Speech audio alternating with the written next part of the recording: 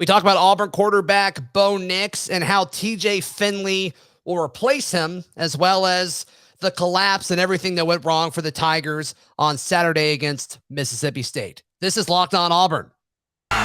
You are Locked On Auburn, your daily podcast on the Auburn Tigers. Part of the Locked On Podcast Network, your team every day. Yes, welcome on into Locked On Auburn, your daily Auburn Tigers podcast. I'm your host, Zac Blackerby, and joining me as he does every Tuesday, Auburn message board legend Charlie 5. How are you?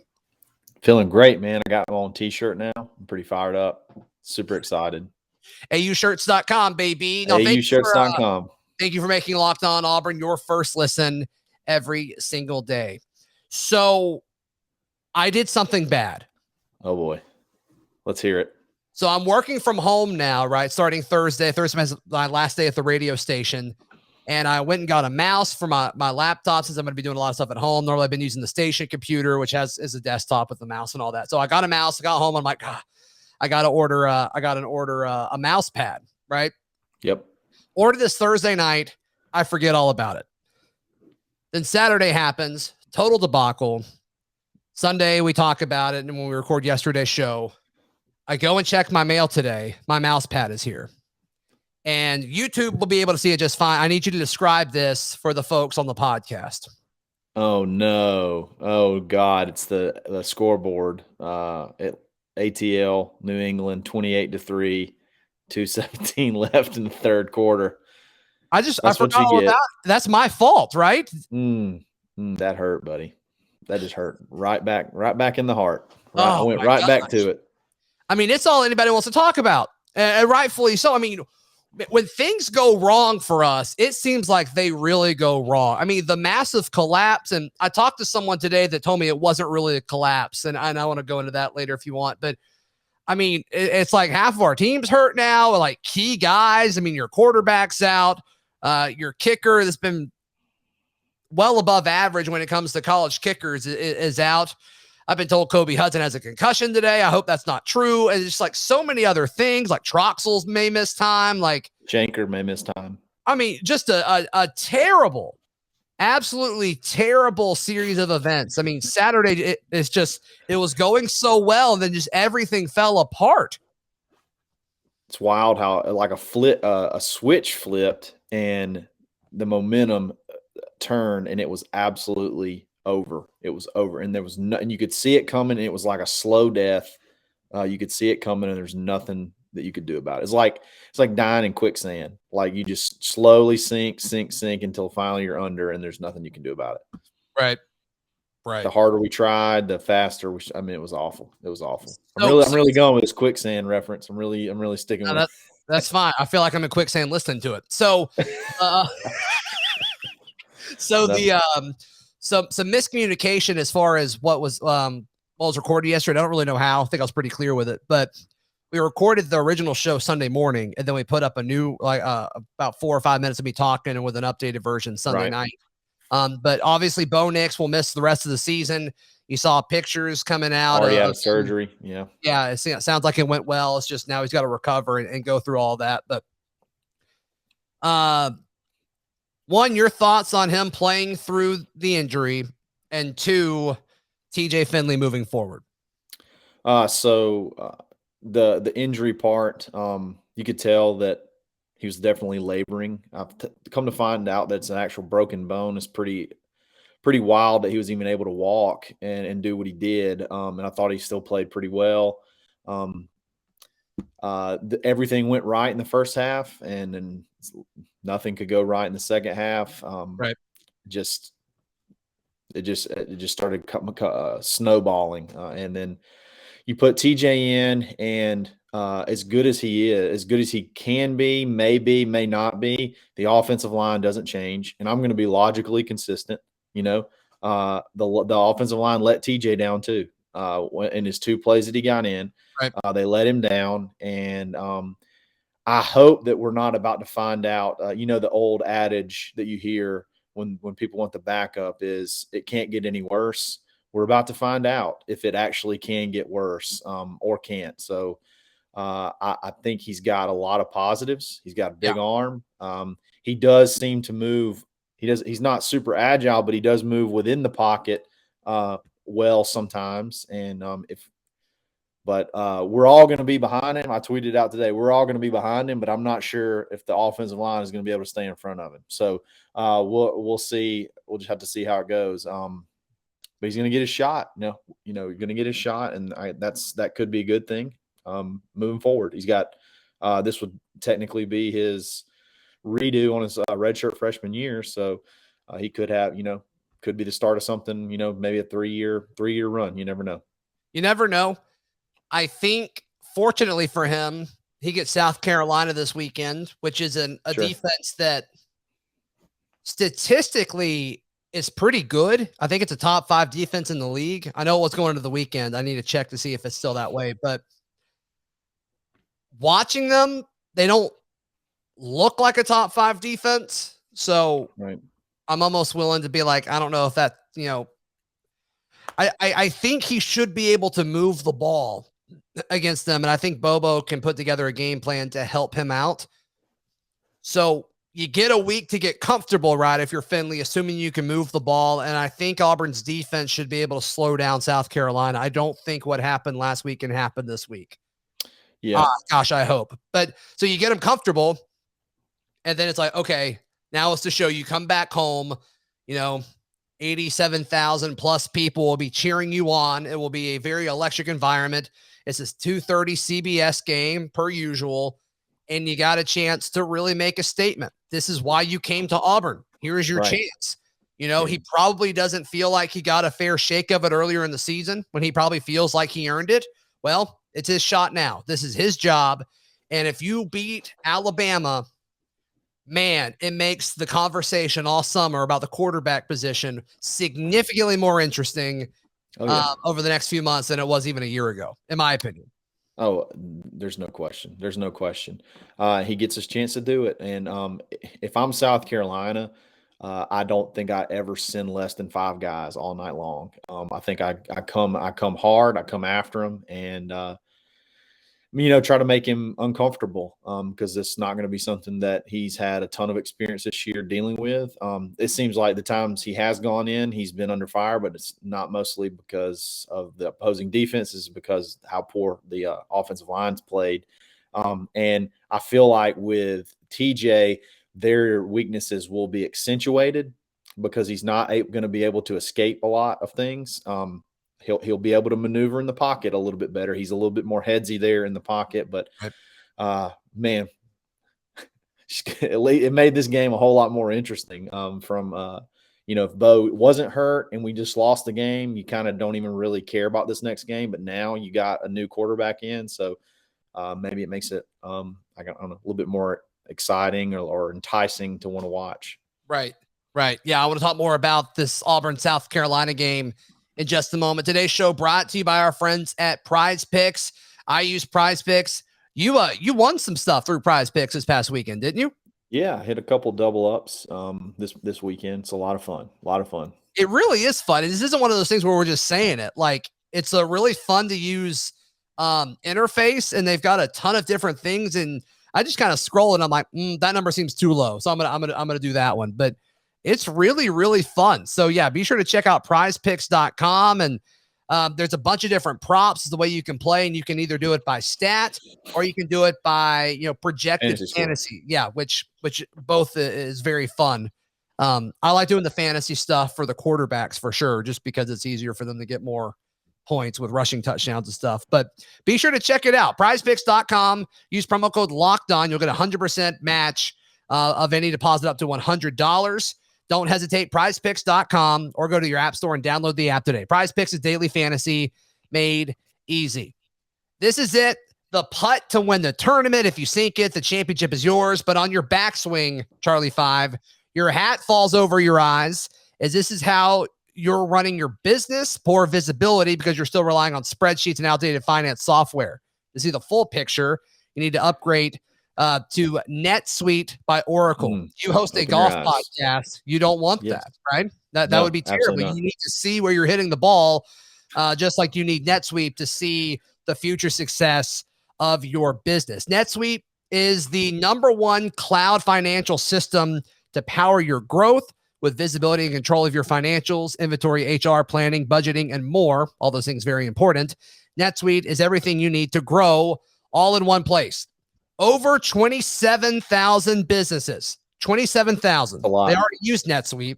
And right now, through the end of the year, NetSuite is offering a one-of-a-kind financing program to those ready to upgrade at netsuite.com/LockedOnNCAA. Head to netsuite.com/LockedOnNCAA for the special end-of-the-year financing on the #1 financial system for growing business. netsuite.com/LockedOnNCAA. Charlie 5, yeah, the South Carolina thing, We're 7-point favorite, by the way. That's nice. Shout out betonline.ag. So this was like the least interesting game of the schedule to me. Yep. And all of a sudden now it's like, okay, this doesn't seem like a gimme to me anymore. But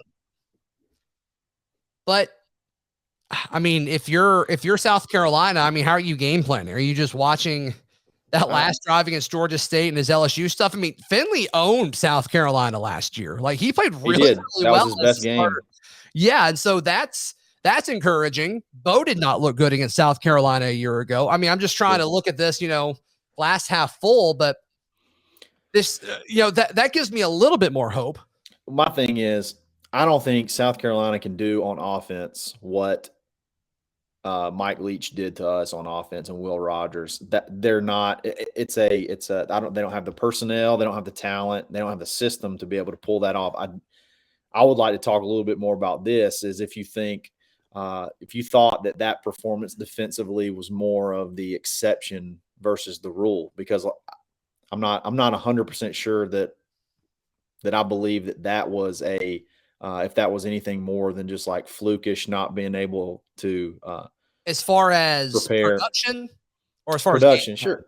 Well, the game plan, yeah, the game plan and production, I guess. My frustration is not the 6 touchdowns, 400 plus yards. The collapse is a big deal, but the unwillingness to change. Yeah, that's frustrating. That's my thing, is like just a stubbornness, and that's what it comes across as, and maybe it's not, but it comes across as we are going to rush 3 no matter what until you score 40 points on us, then we'll change things up. And then you send 4 and it's working, and then you get a bogus targeting call. But the targeting call, I do not blame on any of the coaching staff. I really don't blame even TD for that. It's just the sitting there letting it happen is really what it felt like. That's the issue to me. Sure. And most of the time we're we give up yards in the first half, maybe some points, we make adjustments, and then we shut them down in the second half. Whereas the first half, maybe we got lulled into a little bit of a false security. The first drive they had, I thought was going to play out pretty much how the whole game was going to play out. They're going to dink and dunk, get to the red zone, get shut down, have to kick field goals. I expected a lot of that. And that is exactly how I expected the game plan to be. And it was working. It was working in the first half. And then the problem was when you make a team that passes like that go 10 plus play drives. I mean, they're a passing team. They're still controlling the ball like 5 minutes a drive, like on the second half. That's their thing. I mean, they've done that all year. It was wild. You just expect, like, you're going to have opportunities for an interception, or you're going to have hopefully a sack. You're going to have something. And we could never make it happen. And like you said, we never changed anything. We rushed 3 and dropped 8. And whether it was off man coverage or zone or whatever we were doing, it was not working. And it's strange. This seemed a lot like the game that they played against LSU, Mike Leach's first year. It was like, holy cow, what do we do? And then the very next week, everybody just ran zone, and Mike Leach couldn't do anything. And we're getting picked by mesh. They're running mesh routes, and we're getting picked because we're not getting up in their face, and we can't get any pressure. And he sits back, and it was just no adjustments. I wouldn't wager to think that defense would play the same if they played that team again this coming weekend. Right. But I don't know. I'm not sure. I'm still not 100% sure if that's the exception or the rule, because Derek Mason has been pretty solid all year. Mhm. You can point to Ole Miss. You can point to Texas A&M, got teams that we just, shut down that have had success on other teams. And, man, we just dropped the ball big time. 6 touchdowns in a row is hard to do against Akron. It's hard to score 6 touchdowns in a row against Alabama State. And they scored 6 touchdowns in Auburn in a row. Now, granted, one of it they scored and then got the ball back after halftime. So that, Right. but 6 Getting a little unanswered. double dip in there. Woo. Well, I said it was a fireable offense what they did. Bo Pelini got fired for it. Yeah, and somebody commented, a few people commented and reached out and said, well, what about Mike Bobo the week before at A&M? You only scored 3 points. That was terrible. Yes. But A&M is more talented. When you look at recruiting classes, like A&M is a more talented team. Right. Than Auburn is. Mississippi State is not. Auburn should not lose to Mississippi State in anything except for baseball. Like, they just shouldn't lose to Mississippi State in anything. Right. But it shouldn't be close. Like the first quarter and the first, quarter and a half when Auburn went up, that's what Auburn should look like against Mississippi State. Sure. And they didn't. And that to me is an issue. Like the talent disparity is crazy. And they just got out-coached. They got out-coached drastically. And it's like they ran out of plays on that script. You and I have made the joke before, like, why don't they make multiple scripts? Why don't they make the script longer? And it's just, why can't, and why was it, what was it about this game and maybe last game too? Like, we just literally cannot run the ball. Like, cannot do it. We cannot run the ball. We can't, the toss doesn't work. The zone doesn't work. Man on man doesn't work. I mean, what about, like, certain defenses can just absolutely shut this running game down? It's maddening. It's absolutely maddening. Like, a recipe for success is not for Bo to have to throw 41 times on a good 2 legs. You're right. Much less a broken ankle. Not obviously they didn't know that, but a broken ankle in the whole second half, and you went negative. You went backwards rushing the ball. Negative 14 yards rushing in the second half. It's not good. I've seen a lot of Auburn games, and maybe I wouldn't even say the national championship, because we still had a chance. We still had chances to score. This one, once it started slipping, there was no stopping it, and they just completely overtook us, and there was nothing we could do about it. It was absolutely insane. And props to State for coming back and taking the lead and still getting more. Like, that's a hard thing mentally to do, to be in such a hole, and then you fight back and you take the lead, then you extend it. Like, that's hard to do. Did you hear there was I laughed when she said it. There was a sideline reporter, and I think there was one point in time where she's like, I just listened to whatever. Like, we'd stopped them a couple of times. Will Rogers was struggling early, and Mike Leach says, keep at it. They can't stop us. I don't know if you heard her say that. That. Keep at it. So he saw it. He saw it. They had some execution issues early.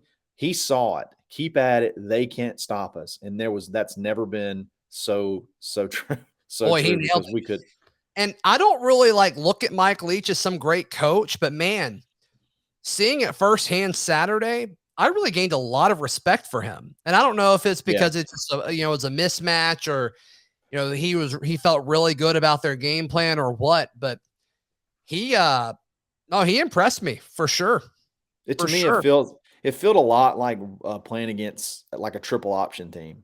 That's what it felt like to me. And we weren't super prepared, or we weren't taking it serious, or what. But if you're not serious against a triple option team and shut them out early, and continue to put the hammer down on them, if once that momentum starts going and they can get those 3-4 yards at a time, and they can control the clock, and you can't get it back and score. And if you don't score, if you have to punt 2 times, and you're in big trouble. It felt a lot like that to me, where it's like a triple option team, but they just do it through the pass and just dink and dunk you to death, paper cut you to death. Gosh, it was amazing. I was numb by the end of it. It's just like, I know what's going to happen. Nothing you can do about it.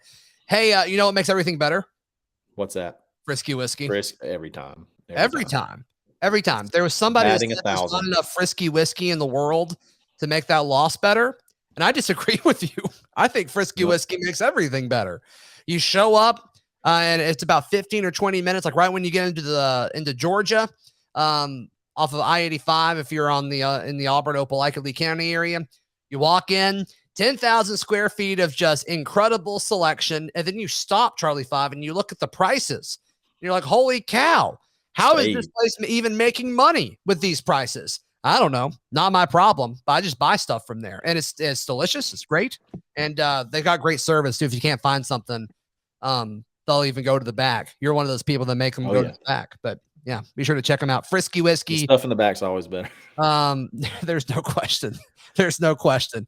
Also, today's show brought to you by our friends at betonline.ag. You mentioned, what was the line again? A touchdown? Auburn -7. Yeah.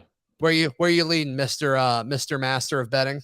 Man, I might be looking at South. I think I'd take South Carolina in the points right now. I think I would too. But betonline.ag is the best place to put down your wager on anything sports. They've also got things outside of sports as well. So be sure to check out their tremendous options of betting at betonline.ag. And when you make your deposit, use promo code LOCKEDON. You'll get a 50% welcome bonus on your first deposit. BetOnline, where the game starts. So let's assume Auburn does beat South Carolina.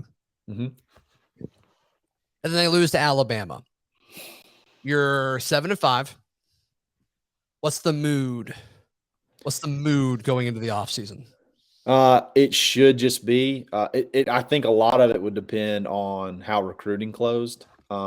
It should just be. I mean, before the season, we said. I mean, I hate to be this way because people be like, "Oh, you're just happy with 7-4, 8, or 7-5, 8-4." No. Are you the voice of public opinion just now? Was that what that was? Yeah, that was the voice of public opinion. It's there's reality involved, and we are depleted talent-wise, especially on the lines. And I think there were some great things that happened this year, and then there was the collapse that we saw Saturday. And I'm not so sure that that's not something we should have expected, at least at some point in time, that potential was there. So I feel like from the attitude and leadership, and just the maybe the toughness, you can't. This game wasn't really an area where toughness was. It was so finesse. It wasn't really anything that really factored in. But we finished some games out late this year. We've put some teams away late. We've come back this year. So I think 7-5. If you close with a pretty good recruiting class in December,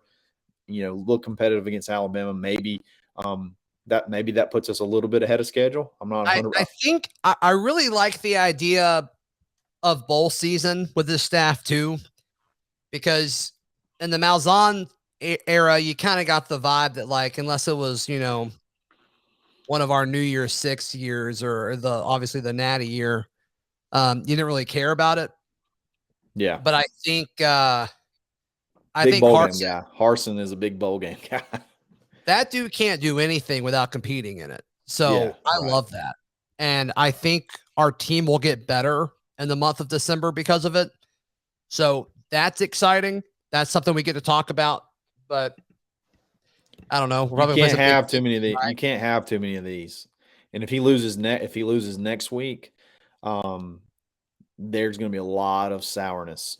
Moving forward because people don't. Oh, if you go 6-6 and then lose in a bowl game, yeah, that's bad. That's very, very bad. For sure. Can I talk? I'm seeing a similar talking point in a lot of places. People are tweeting it out. People are sharing it on Facebook, and it kind of ticks me off just because I think it's ridiculous. Can we talk about this just for a second? I think I know where you're going. Are you? Yeah. Gosh, we're so in sync. It's crazy. So I'm seeing everyone share the fact that Nick Saban was 7-6 in his first year at Alabama. that where you thought I was going? That is not where I thought you're going. Okay. But yeah, I go want ahead. to know where Keep you going. thought next because I want to hear what makes you mad. Yeah. Everyone's like, well, Nick Saban was 7-6. We need to calm down. We need to calm down for a second. It's like Nick Saban's not good because he went 7-6 his first year. That is a worthless fact. Like that has nothing to do with where Alabama is today. Alabama's not good now because Nick Saban went 7-6 in his first year. Stop it. Get out of here with that stuff. The only remotely thing I can kind of get on board with that is that I think that 7-5, 7-6 from Alabama was a lot of kicking people off the team, changing the culture, getting the bad eggs out. I get that. And you know, it didn't result in wins. But the thing that people don't remember is that recruiting class, that 2008 recruiting class, was absolutely outrageous. That's when it started. That's where it started. That is when it started. And then 2008, 2008, because then the 2008 season, they almost won the SEC championship. So if you team was crazy. Yeah, if you say that this first year is a lot like Nick Saban's, then what you're saying is we should see a huge uptick next year based off recruiting, and that's what you can't just the record doesn't. I mean, the record and the whole scenario doesn't really line up. I'm with you. What are you seeing, Sherry, that makes you mad? What's any different this than Gus? We lost game. We collapsed games with Gus. We had a caller on after the game that was his point of contention. We saw this same thing with Gus. What's Dan let you answer it? He did. He did. Good. I was like, well, this is season 1 versus season 5, 6, and 7. So I mean, huge difference. But I mean, yeah, comparing it, kind of pretending that we didn't have to make a change or that we didn't have to move on because of this one game is so silly. This is the most speechless I've ever been after an Auburn game. Yep. With the exception of 2013, but for different reasons. Right. Yeah. I mean, my biggest thing I'm focused on right now. My thing is I feel like on the field, Brian Harson's going to get it figured out. On the field, he's going to get it figured out. I agree. But talent-wise, how are we going to get the guys here to play? Like, you can't get them all through the portal. And recruiting, it seems like – I'm sorry to cut you off. Go ahead. Why can't you? Well, because, I mean, you can't get them all through the portal. You can supplement, I think, through the portal, but you can't – I just don't feel like you can consistently build on guys coming from that are either – the only way you could do it is if you get all the guys that are from lower tier schools that are stars that move up. You're not going to make I think you could totally master the portal. Yeah. And do your thing. Now, obviously you can't do it all, but like if they got 10 dudes in the portal every year and you felt good about your 12 to 15 high school dudes, I think you could do it. I really do. Just because I think you're going to have a nice mixture. And I like transfers. I liked it before the portal was popular. Everyone was like, oh, Gus only wanted to get JUCO guys. I'm like, okay, I don't care. Like they're dudes. Like, and you get them for 2 seasons. Like I that never bothered me. Right. I like it. Like I'm fine with, getting a Bidarius Knight and then a Marcus Harris. Give me 4 of those dudes every year. And then, you got to figure out how to get them on the offensive line. I think that's important. That's a big, yeah. But if we had a Marcus Harris type impact player on the offensive line, this team looks totally different offensively. I believe that. I think one dude could really make that much of an impact. And with this being really the first full year of the one-time transfer thing and you're immediately eligible, maybe it becomes more mainstream and there's more good options available. It's kind of like last minute, the ruling they ruled it, that you could do it. And then a bunch of people jumped in real quick, but now we've had like a whole year to kind of let people see how it plays out. So maybe this year's different. You're telling me there's not some like true sophomore at a school like Troy or South Alabama or somebody like that. Or Samford or something where it's like, I'm better than those guys are. I could play at Auburn. And Yeah. it's like, dude, you probably could. Yeah. You probably could right now. Come on. And you got 3 years of eligibility. Like, okay, give me that in a heartbeat, dude. You're going to have that right now. If you're one for an impact for next year, you're going to have it. You're going to have to have. You're not Easton Harris and Drew Bobo. I'm fired up about them. I want them to get here and get in the weight room and get the work. They're not tackles though. Yeah, they're not tackles. The kid from New York, Malik Ogbo or whatever his name is, even if the big 4-star guy, even if we get him, like you can't be expecting to rely on him. Yeah, he's 2 years away. Maybe you can. You're going to have to be competitive next year. Bite the bullet, and you're like, you know what? We're not going to compete in 2022 anyway.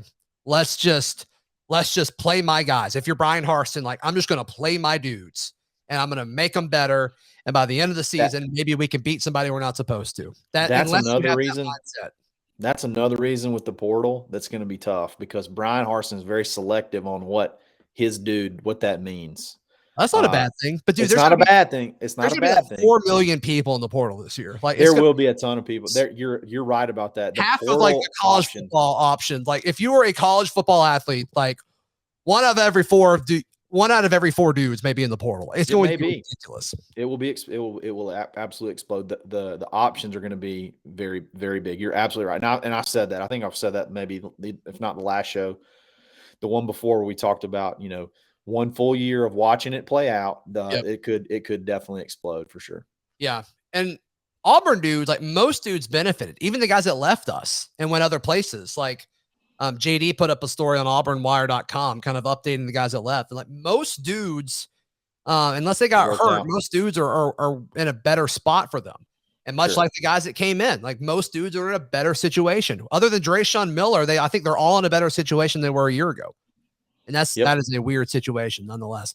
Charlie 5, where can people find you and hear you, my friend? You can find me on Twitter at @the_Charlie_5, auburnlive.com, the corner message board, Auburn 247 Sports, the body get aboard, or Monday through Fridays on the Dad Bod Golf Pod.